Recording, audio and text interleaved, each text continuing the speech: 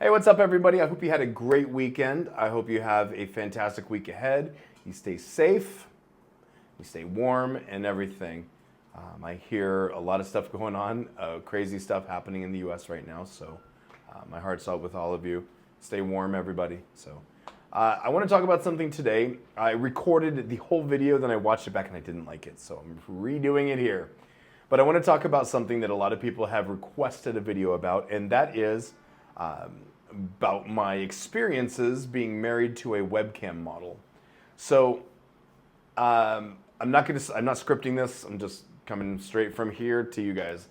I actually haven't really talked about this too much in person, in public or anything. It's not something that I really talk about. So this is going to be kind of a getting it out there type of thing. So let's start with the beginning, and before people say, "Oh, well, you married a webcam model? What do you expect? It didn't go well, did it? What did you expect?" Okay, first things first, I wasn't just some guy that worked like an accountant or something that worked and met some girl on one of the sites, and we just met, we fell in love, and everything was great. No, nothing like that. I actually worked in the webcam business, and I talked about it in another video that I did. I said 13 years, but I looked back, and it's actually 14 years because I did consult for another site. So, yeah, I did. It's a long time either way. And here's the problem with dating when you work in the webcam business. What sucks is that for everybody, it's terrible. If you want to have a real relationship, which I do, I'm too old for hookups and whatever else. I'm too old for like friends with benefits or anything casual. I don't need that stuff. I'm too old for it. Don't have the patience. But if you want something real, it's really difficult in webcam because the hardest part is that people that aren't in the industry, especially women that aren't in the industry, they have this feeling that what we're doing is just this giant orgy, like 24/7. It's just nothing but a giant sex party. And I will be the first to tell you, that is not how it works. That's not how it goes. I was the director of talent relations for one of the bigger websites that's out there for webcam. And anytime that I would go to visit a studio, or especially if I went to a conference and I would be dating somebody that's not from outside the market or from outside the industry rather, they would all think the same thing, that I'm out at some orgy and we're just having a great time and it's just this huge drug-fueled sex party, and it's nothing like that. It's honestly it's just like any other conference that you go to or any other convention you go to, except for the fact that I was always the one in the booth because we always had booths. So I was always on, and you had to be up and moving and being friendly with everybody because these are all connections you have to make for work. So it was nothing like that. There was no orgies. There were always parties afterwards, and do people hook up on those? Yes, of course. It's human nature. So, but it's not what people think. It's a very regulated market. It's it's not like that. I'll just say it that and leave it there. And also for the other thing, for the guys who are like, well, I'd just be all day banging girls. You wouldn't. You would never get the job to begin with, because if you think with this head like that, you would not be in a position to where you could do that. You have to be able to divorce these two things from your head. You have to be able to uncouple the industry and sex in general. So you have to be able to compartmentalize this stuff. And I hate to say it, but most of you aren't going to be able to do that. I barely could do it, and I'm a weirdo. So, yeah. So I'd be getting laid 24/7. You would get laid once, and then the word would get around. Your company would never trust you again, and every girl that worked for your site would know that they could manipulate you, because these girls do have giant WhatsApp groups that they talk in. So it would be bad. It would be horrific. So you would not work very long in there. I'm sorry to tell you. You have to have a special mentality to work in that business. And I worked there for a long time, so you just get it. Now, so talk about how I met her. I'm not going to use her name. I'm not going to throw her out there. I don't have any animosity towards her. We're not together. Let's get that. But I don't have any anger towards her. I did at first. I'm not going to lie. We did. When we ended, it was abrupt. And anytime you have an abrupt ending like that, it doesn't leave a good taste in somebody's mouth. And in that case, it was me. But that's neither here nor there. It's fine.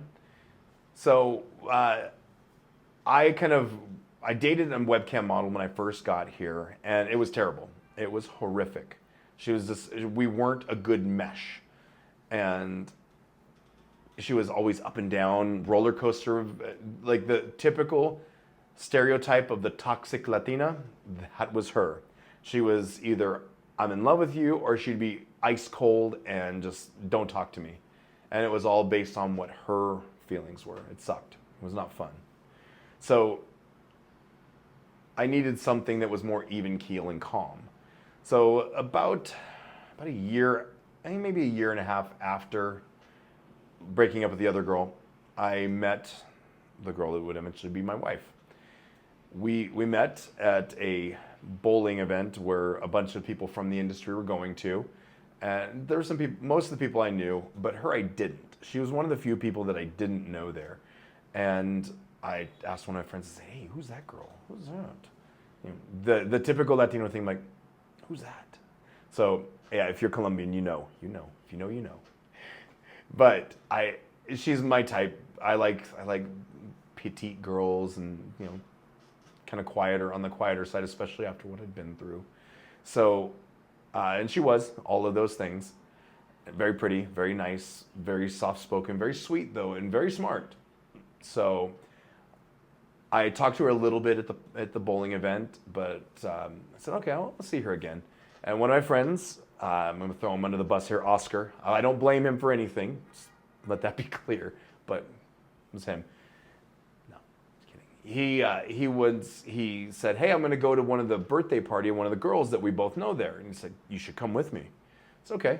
And he said, the girl that I'd met, my ex-wife, she is going to be there. You should talk to her. You guys got along well, and you like her.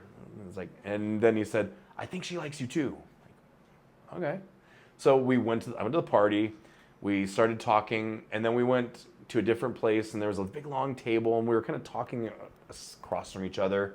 And we ended up moving to the other side of the table, and it was just one of those things where the rest of the table disappeared, and it was just her and I, just one-on-one talking. And it was great.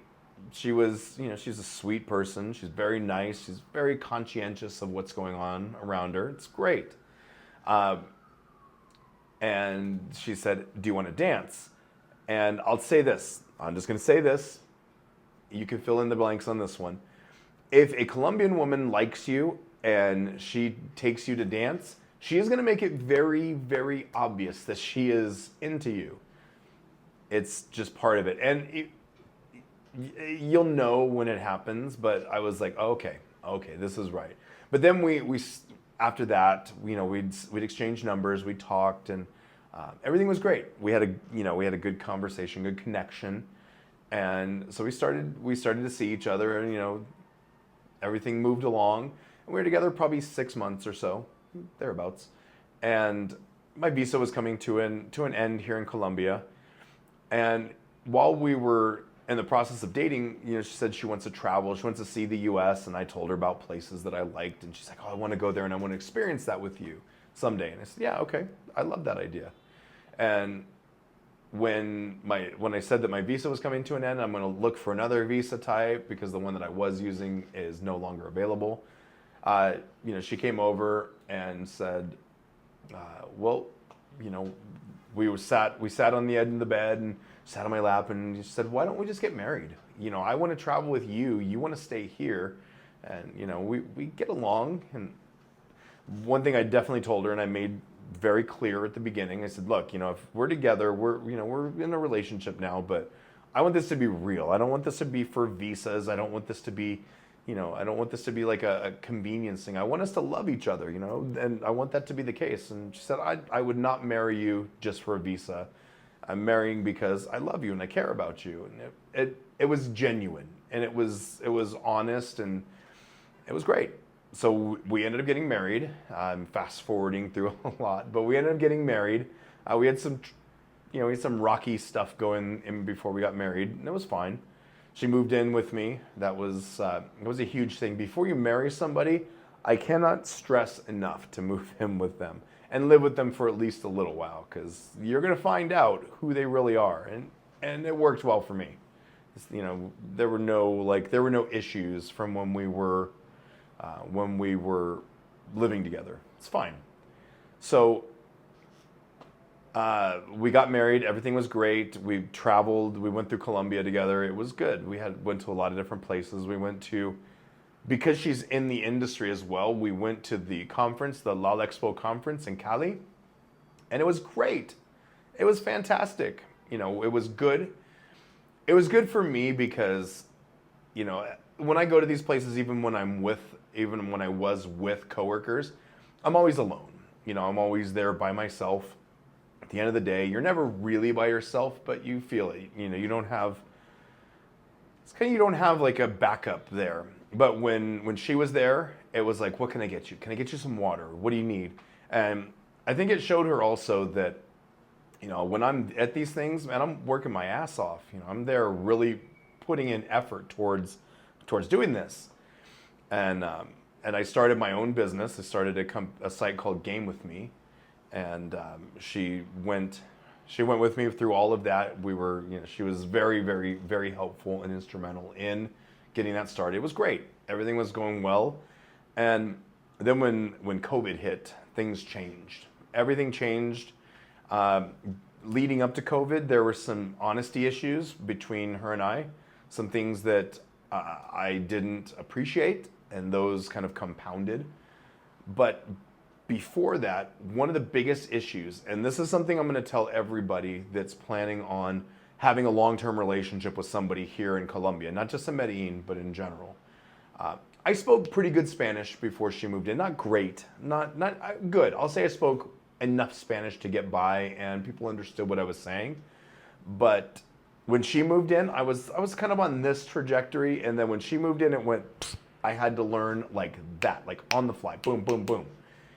Because we had a lot of misunderstandings and a lot of cultural oddities when we were together. An example of that is when we were setting up her visa appointment to go to visit the embassy in the U.S., in Bogota for the U.S. Embassy. I told her that in the U.S., typically, the woman, once married, takes the last name of the husband. And it was one of the first times that I felt honestly disrespected by her. Not because of, she didn't want to do it. I don't care that much about it. But she said, I'm not doing that. I said, okay, no problem. I said, we don't do that here in Colombia. And it's my father's last name, and you don't mean that much to me to make me change my name from my father's. And I said, okay, I understood. I said, what do you mean by that? And she said it again. She said, you don't mean that much to me. And it stung, and I was like, don't say it like that. And it was one of the first times that I felt utterly disrespected by a partner. And I mean, I had another relationship with different disrespects, but nothing like that. That was a different one because it was so out of left field. But that's a cultural thing. That has nothing to do with her being a webcam model. Nor, honestly, most of the issues that we had don't have anything to do with her webcam job. Some, but I'll tell that in a minute. But basically, that was the first time I felt disrespected by her. And it just kind of compounded. And then when we got into COVID, the disrespect it just got worse because she got secretive about stuff. And one of the things I found out there was an abortion involved that I was never told about. I had to learn from somebody else who was mad at me for forcing her to do it, which, at the end I was like, what? The thing is if she would have talked to me about it, I would have supported whatever decision she made. She wanted to have a baby, great, that's fine. I'm probably too old for that stuff, but whatever. But at the same time, if she wanted to have an abortion, I would have been fine with it. I mean, what am I going to do? I don't have a lot of power in it, but other than to be supportive of her.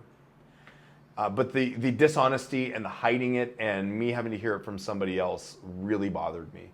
And then we had a kind of a really big fight at the end. And then she said, "That's it, I'm done." Washed her hands and walked away.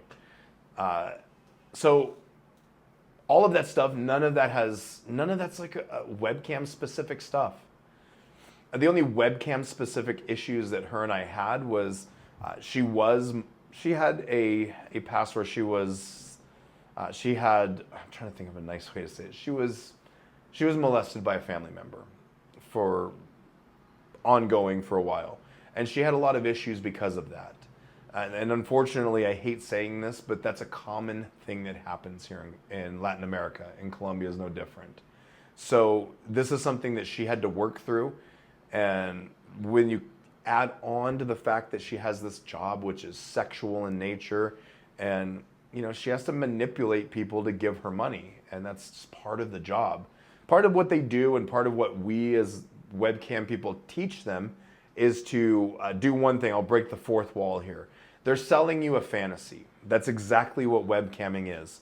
And I never had an issue with her being a webcam model and talking to guys and sending pictures and any of that stuff. Maybe it's because I was in the industry and I know what it is. And my ego is not like so big that I have to, nobody can look at my woman but me. Whatever. I don't care.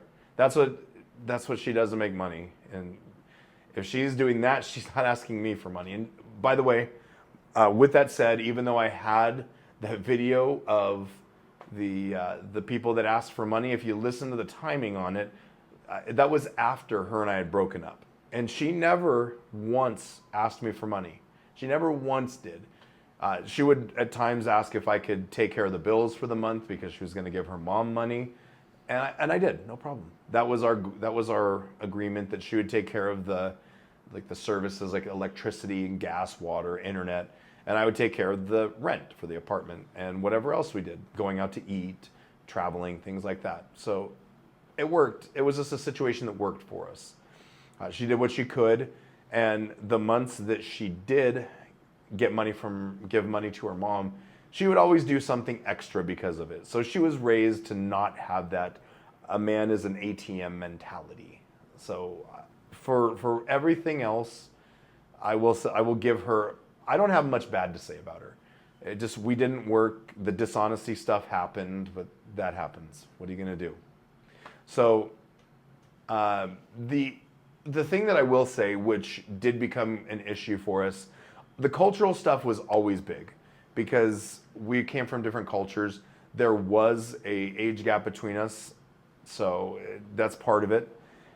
And at the end of the day, we did get a lot of looks because I don't think I looked that close to my age, but she definitely looked like she was her age. So when we would go out, when we first started dating, we weren't like super. I'm not one of those like, I need PDA. I need to hold your hand to make sure people know I'm with you. That's not me. And it's not her either, but we would still, we'd still hug while we were walking or hold hands occasionally. And we got a lot of dirty looks. We got a lot of dirty looks from it because, the age gap. And she never dressed like what you would expect a webcam model to dress like. It's nothing like that. And to all the guys that are like, oh, if you're married to a webcam model, they probably walk around in lingerie all day and just, they're just super sexual all the time. And it's not the guys. That's just their job. It's what they do. When she was working, she would walk out sometimes in lingerie, but that's her job. So at the end of the day, when it comes down to it, it doesn't matter what their job is. You have to really vet people, and especially if they're coming from a different culture, there's an age gap between you, and most importantly, if there's a language barrier between you. If you think that you're going to be building a connection, typing something, and then sending it over to them to type something through a translator, you are never going to build anything. You have to have some sort of communication between you two. Because honestly, if you don't, your relationship is going to fall apart. It doesn't matter if she's a webcam model, if she sells seashells down by the seashore. It doesn't matter. at the end of the day, if you don't have communication, you're never going to work. So before you come down here and before you start, if you start making connection with somebody and you don't speak Spanish well, okay, that's fine. Take that as a time, take that as a warning, and take the time to learn the language and really put in effort towards it. Really put in effort. The beautiful thing about living in the US, if you come from the US, is that you can learn Spanish. There's enough Spanish speakers around. And if you tell them, hey, I'm trying to learn Spanish, and then you talk to them in Spanish and you say, what's this mean? What's this mean? Most of the people there are going to be absolutely happy with helping you to learn their language. And then it'll help you to understand your partner a little bit better. I think I think the thing that damned my relationship with my ex is I think we started off hard. It started off harder because of the language barrier, and the age gap was a pretty big thing. And I know a lot of guys are gonna fight me on that. And I always tell people that if you really want to connect with someone and you really want a relationship, you shouldn't date anybody that's half your age plus 7 years. So an example of that is if you're 40, you shouldn't date anybody that's younger than 27, because what do you have to connect with them on? Long term, it's not going to work. So it's half your age, 40, 20 plus 7 is 27. So you can do that with your age and move it around. Again, at the end of the day, I truly believe in that, and I thought, oh, she's more mature than her age, but there's always some of that youth that's in there. And I think that she also, as we got along in our marriage, I think she kind of resented the fact that she was married, because she's never really like a party girl, but then she would want to go to her barrio and back to her home and have fun and be able to be free and all that. But at the same time, it wasn't like she wanted to go and hook up with people, because her family, we were as close with her family, as close with her mom, her brothers, sisters, all of that. So it wasn't like a situation where she just wanted to go and hook up with dudes from back home. But I think it was more like she wanted to be in her environment. And it was kind of not the same being in a marriage, so. If I could give any one piece of advice to anybody that is thinking of dating a webcam model, and especially if you're thinking of marrying one, you have to look at everything. Now, when people hear, I married a webcam model, they think that, like I said, that I was some guy working and I just fell in love with my favorite webcam model. I knew her in person a lot. We dated for a long time, a while before we ended up getting married. I didn't know her like as well as I would come to know her, but that was a big part of it. And knowing somebody in person, it's so important. It's more important than people want to give it credit for now, especially when we live in this age where, like the Tinder age, where you can just swipe right, swipe left. I don't like my ex-wife now. Swipe left and get a new one. It's kind of to that point. And everything is online, and timelines are really collapsed down because, I better find out if I'm going to marry this girl in 6 months or something. At that point, we're getting married shortly after that. But take the time to get to know the person and do it in person. I'm going to say this. If you are one of those people, like one of those 90-day fiancé people that gets engaged to somebody before you meet them, don't do that. Leave that shit alone. Don't be somebody that, the first time you meet somebody is you're giving them an engagement ring. You have to know somebody in person. I don't care. I genuinely do not care what people have to say about that. If you try and do that, you're wasting your time, and you're probably wasting money. The other part of this, and this is a really big part. If you are dating a webcam model specifically, or an OF creator or any of that stuff, and they start asking you for money, you're a client.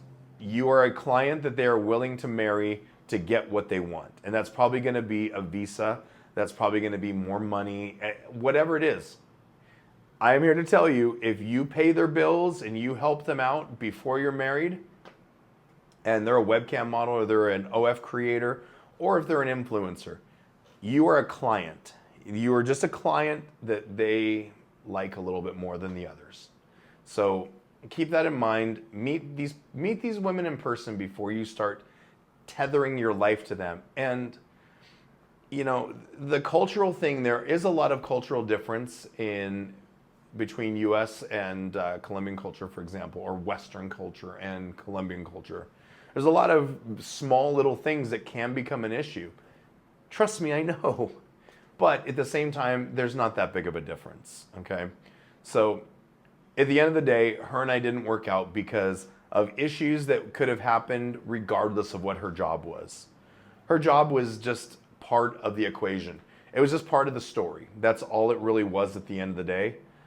I know guys that have married webcam models that they are the girls that they fell in love with, and they fell in love with online, and they were clients, and they turned out to be, they turned out to get married.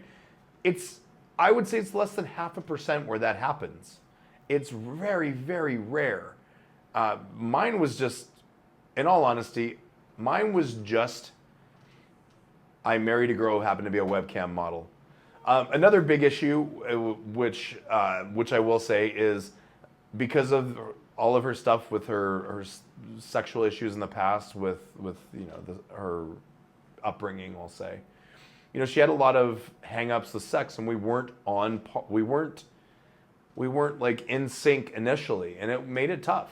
So with a lot of girls in the webcam business, they were molested, and there were problems, there were sexual issues in the past.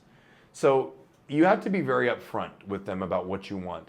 Don't give the cutesy he, oh, I like this. You got to be upfront. You have to tell these women what you want. Because if you don't, it's gonna cause problems down the road. So my honest advice to everybody that is thinking of dating or marrying a webcam model, especially if it's somebody you've met online and you've never been with in person, you have to meet that person you have to meet that woman in person, whatever. And my recommendation on that is don't come here to meet them. If you probably want to meet them somewhere else. Like if you have a really strong connection with somebody and you want, they have a passport or something like that, meet them in Cancun. If they don't have a passport, meet them in Cartagena or Santa Marta or San Andreas, something like that.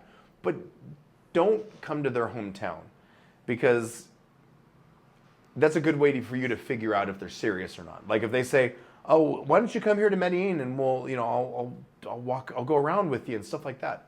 Okay, that's great, but you are there not to see the city. Yeah, you want to see the city, but you're there to get to know this person. So my recommendation to you on that, go to somewhere else where it's not their hometown. If you have to get 2 hotel rooms, then you have to do that. And be respectful of it. Don't just assume that this means, oh, I'm going to take her to Cartagena. She's going to give me something out of it. Don't do that. Ask her in advance. Ask her what her expectations are in advance, and respect them. If you really care about this person, if it's something you really, really want to work, you have to do this, okay? And let go of your ego, let go of all that stuff, and be realistic. Don't live in your little delusional head where you're the stud of the world and everybody just all the women in the world are just lining up to fuck you. Be realistic. If you want something to work, you have to work with the person. Again, so I'm going to go over my recommendations to you. Learn Spanish. Learn Spanish. Stop fighting it and learn Spanish.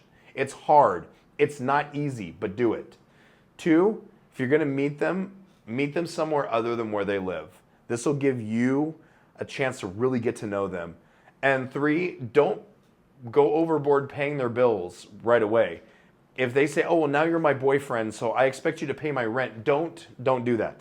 Because that is how you end up being an ATM. You are nothing but a client in that case. You're not a boyfriend, you're a client. So keep all this stuff in mind.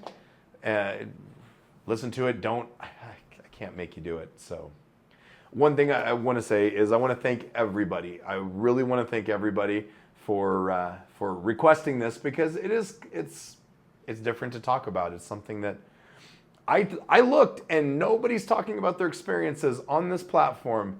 Nobody's talking about their experiences of being married to a webcam model. So I'm the one guy doing it. So please be respectful to each other, but I want to hear what you have to say in the comments. I want to hear questions. I want to hear anything that you may have, anything about, like, I'll talk about anything that doesn't identify her, or anything about like her abuse and any of that stuff. That's not for me. I only said it because it's part of the story, and it's something that's a common thing here, unfortunately. So if you date a woman here, you're probably going to have to deal with that. So again, I want to hear what you have to say. Let's talk about it down in the comments. Like, share, subscribe. I'm going to put it up here. So ring the notification bell so you'll know when I put up new videos. I'm going to try and do it more often, but also, just so there's no other questions about it. Yeah, no, I'll let you guys ask the questions, because I think that this will come up. But you know what? Who cares? One of the things that I will say about the webcam industry is, in my time of working there, I never slept with anybody who worked on my site. That's something that I didn't mention earlier, but I've never done that, because it is a way. It's kind of a, I don't know. I never wanted my company and my CEO to look at me and say, "Oh, this guy's just he's just trying to wet his beak here. He's not really trying to work." And maybe that's just a me thing. But I also didn't want the girls to get the impression that that was something that I did. So all going into that. But yeah, just to put that out there. So yes, again, like, share, subscribe, do all that fun stuff. I've went way over what I did even on the first video that I hated. Being a perfectionist and being a content creator is a shitty idea. Don't do it. Anyways, guys, I want to hear what you had to say. Let's talk about it in the comments. And I appreciate every single one of you for sticking around this long. If you've done, if you did it, you're a real one. Also, if you're a real one, if you can pick out the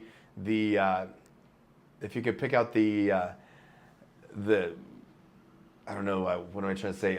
If you could pick up the reference that I made in my, not only the thumbnail, but also in the title. So thank you guys. I look forward to talking more with you. Also, YouTube thinks you're gonna like this video here. I think it's right here. They think you're gonna like this, and they really want you to subscribe to my channel. So stick around. Let's talk about more stuff. All right, guys. Love you guys, and stay safe out there. Stay warm.